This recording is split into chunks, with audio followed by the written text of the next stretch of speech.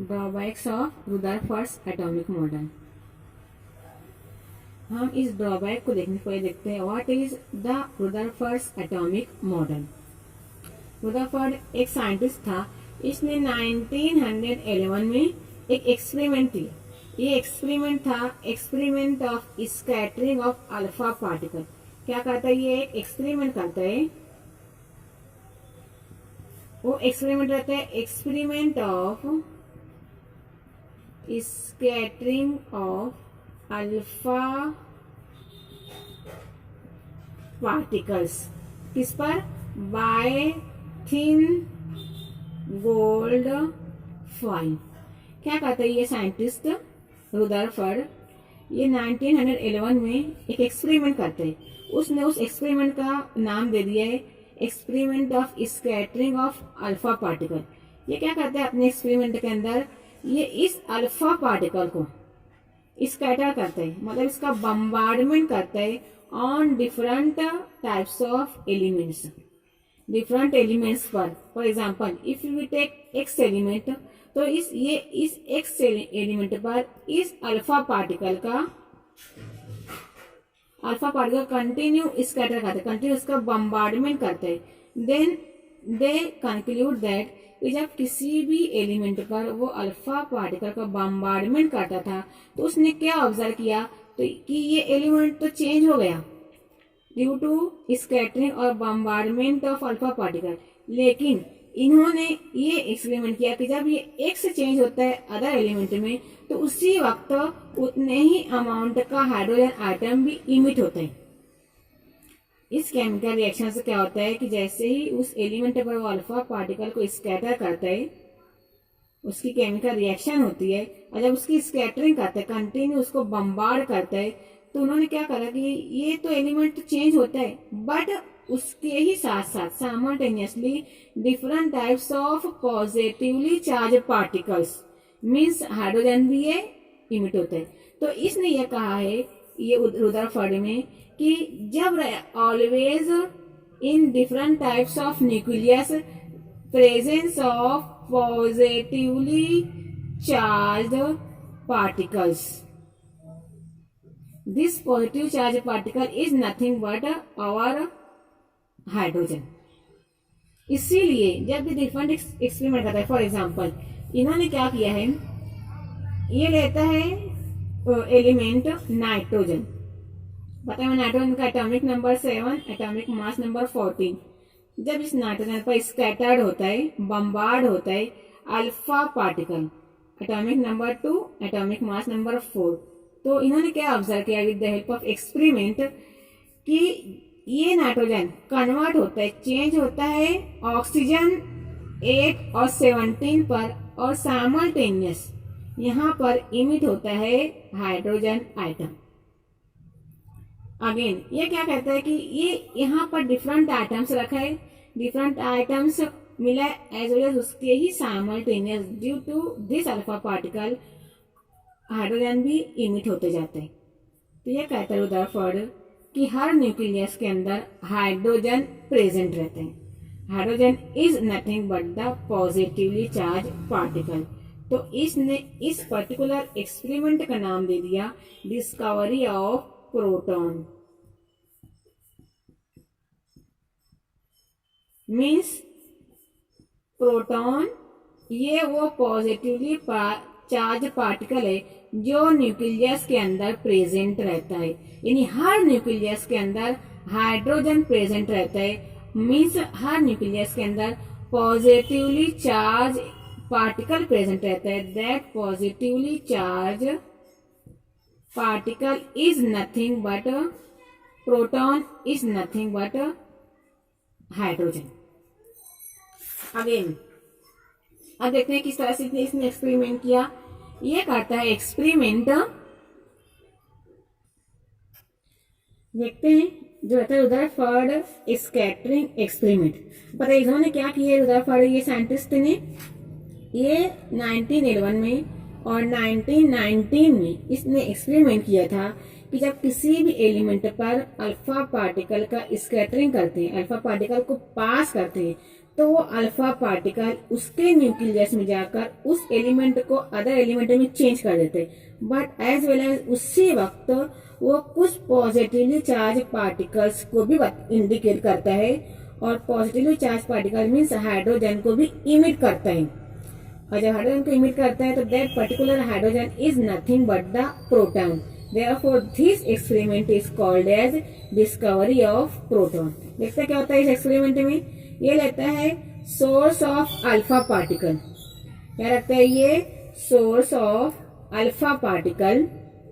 इसमें इस सोर्स में ये इसके स्ट्रेट में रखता है एक लीड प्लेट।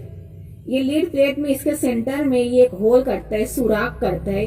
अगेन इसके ही स्टेट में रखता है ये photographic plate. This one is nothing but the photographic plate. This one is source of alpha particle, lead plate and photographic plate. Again इस फोटोग्राफिक प्लेट के सेंटर में ये इंसर्ट करता है और रखता है गोल्ड फॉइल। अब क्या होता है, जैसे ही ये अल्फा पार्टिकल का इमिशन होता है ना, जैसे ही अल्फा पार्टिकल पास होता है तो अल्फा पार्टिकल के पास होने से क्या होता है कि ये अल्फा पार्टिकल इसके होल से क्या होता है, स्कैटर होता है। इसके होल से ये देखते हैं बहुत ज्यादा रेज जाती है अल्फा पार्टिकल्स की, ये होल से पूरा स्ट्रेट जाता है। स्ट्रेट जाने पर इसको क्या मिलता है, यहाँ मिलता है इसको गोल्ड फॉइल। अब ये गोल्ड फॉइल क्या रहता है, एलिमेंट रहते हैं। जब इस अल्फा पार्टिकल ट्रेड करते हैं, स्कैटर्ड होते हैं किससे, एलिमेंट से, तो उसी वक्त ये डिफरेंट टाइप्स के पॉजिटिवली चार्ज पार्टिकल्स को इमिट करते हैं। That is nothing but the scintillation. तो ये शो करता है कि हर आइटम, हियर गोल्ड फॉइल था, हर आइटम रखता है उसके न्यूक्लियस में हाइड्रोजन आइटम, और this item is nothing but the positively charge. Again यही हाइड्रोजन आगे चलकर क्या कहा गया इसे, this positively charge is renamed as a proton.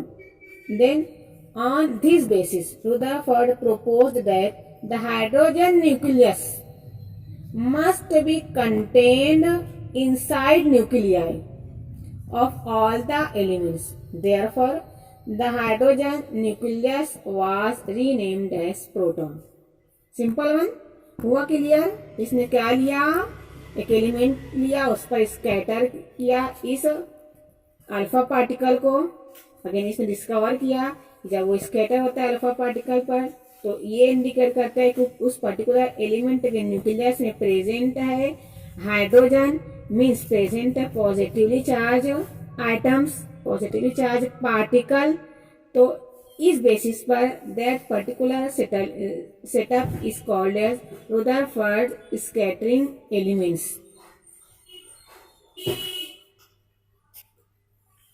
हम discovery of proton according to Rutherford atomic model.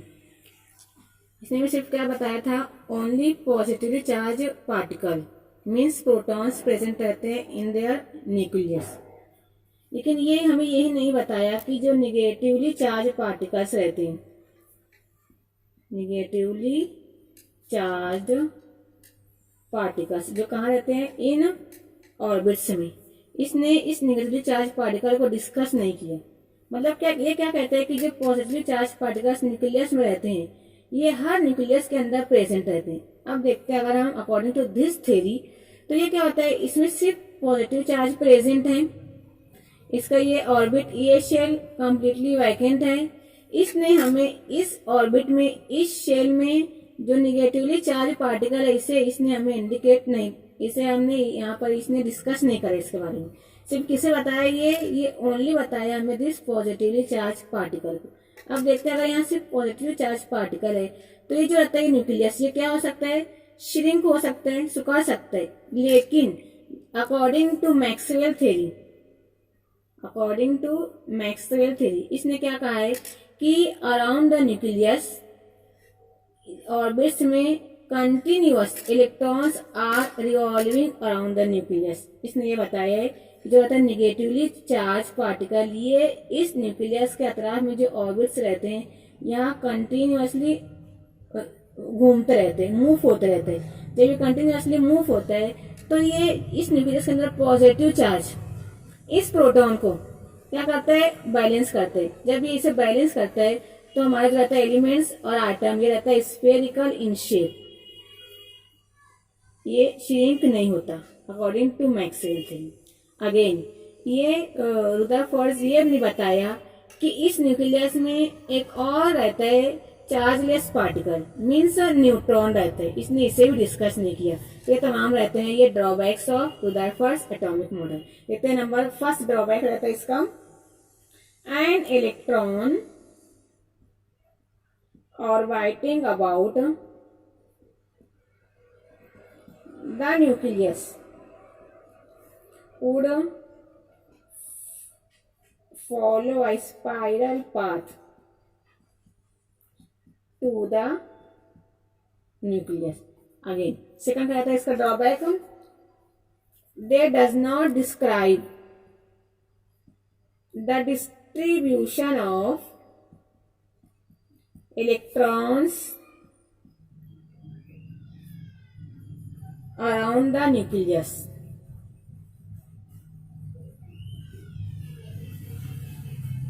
and their energies। ये दो मेन ड्रॉबैक है किसके, रुदरफोर्ड एटॉमिक मॉडल के, कि an electron orbiting around about the nucleus would follow a spiral path to the nucleus होता है। इसने ये नहीं बताया कि इलेक्ट्रॉन कंटिन्यू रिवॉल्व होते रहते हैं अराउंड द न्यूक्लियस में और इस पॉजिटिव और नेगेटिव चार्ज को बैलेंस करते हैं। अगर इलेक्ट्रॉन्स नहीं रहेंगे तो न्यूक्लियस का जाएगा श्रिंक हो जाएगा और अपनी एक्चुअल पोजीशन में ये प्रेजेंट नहीं रहेगा, इसका शेप भी चेंज हो सकता है। जबकि हर एलिमेंट हर आइटम का शेप क्या रहता है, spherical in shape, sphere shape में रहते हैं क्योंकि ये पॉजिटिव और नेगेटिव बैलेंस करते हैं एक दूसरे को। नेक्स्ट वन क्या कहते हैं drawback, they does not describe the distribution of electrons, किस तरह से इलेक्ट्रॉन डिस्ट्रीब्यूट होते हैं अलग अलग शेल में, अलग अलग ऑर्बिट्स में डिफरेंट इलेक्ट्रॉन्स प्रेजेंट रहते हैं। For example if we take this one is our nucleus, यहाँ प्रेजेंट है proton as well as neutron, ये होता है इसका ऑर्बिट्स शेल।